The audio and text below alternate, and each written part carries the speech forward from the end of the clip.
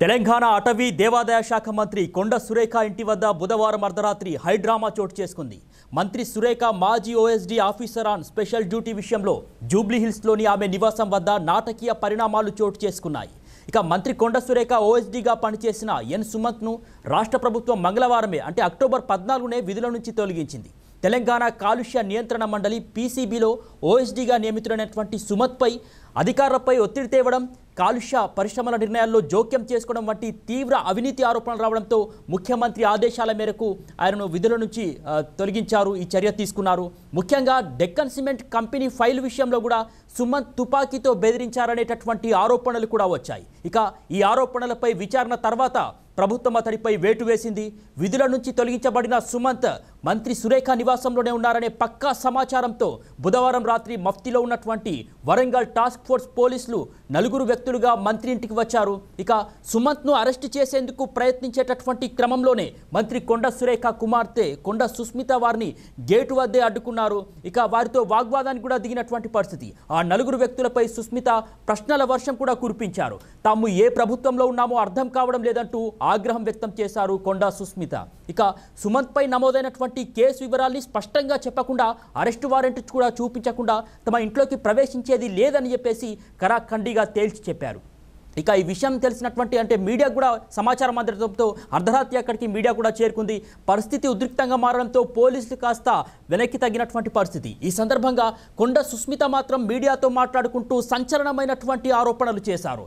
ముఖ్యమంత్రి రేవంత్ రెడ్డి, మంత్రులు ఉత్తమ్ కుమార్ రెడ్డి, పొంగులేటి శ్రీనివాస్ రెడ్డి, అదేవిధంగా ఎమ్మెల్సీ వేం నరేందర్ రెడ్డి, కడియం శ్రీహరి తమ కుటుంబంపై రాజకీయ కుట్రలు చేస్తున్నారని ఆరోపించారు కొండ సుస్మిత. బీసీ మంత్రి అయినటువంటి తన తల్లి కొండ సురేఖను రాజకీయంగా అనగదొక్కే ప్రయత్నాలు జరుగుతున్నాయని, అదేవిధంగా రెడ్లందరూ కూడా కలిసి తమ ఫ్యామిలీని టార్గెట్ చేశారని కూడా విమర్శలు గుప్పించారు కొండ సుస్మిత. ఇక బీసీలకు అన్యాయం జరుగుతోందని, కాంగ్రెస్ పార్టీకి నమ్మకంగా ఉండడమే తాము చేసిన తప్ప అని కూడా ప్రశ్నించారు. ఇక మాజీ నక్సలైట్ అయినటువంటి తన తండ్రికి గన్మెన్లను తొలగించారని, రేవంత్ రెడ్డి సోదరులైనటువంటి తిరుపతి రెడ్డి కావచ్చు, కొండల్ రెడ్డికి కావచ్చు, వాళ్ళంతా అంటే పార్టీకి ఏం చేశారని వారికి ప్రభుత్వం గన్మెన్లను కేటాయించిందని కూడా వారు ప్రశ్నించారు. ఈ మొత్తం వ్యవహారం వెనుక కుట్ర ఉందని కూడా ఆమె ఆరోపించారు. ఇక సుమంత్ను అదుపులోకి తీసుకొని తమ తండ్రి కొండా మురళి పేరు చెప్పేలా ఒత్తిడి చేసి ఆ తర్వాత ఆయనను కూడా కేసులో ఇరికించాలని చూస్తున్నారని సుస్మిత ఆరోపించారు. కాగా ఈ హైడ్రామా జరుగుతుండగానే మంత్రి కొండ సురేఖ మాజీ ఓఎస్డీ ఎవరైతే సుమంత్ ఇప్పుడు ఆరోపణలు ఎదుర్కొంటున్నారో ఆ సుమంత్ను తన కారులో ఎక్కించుకొని అక్కడి నుంచి వెళ్ళిపోయినట్లు తెలుస్తోంది. ఇక ఈ పరిణామం తెలంగాణ కాంగ్రెస్ వర్గాల్లో కూడా మరింత కలకలం రేపింది.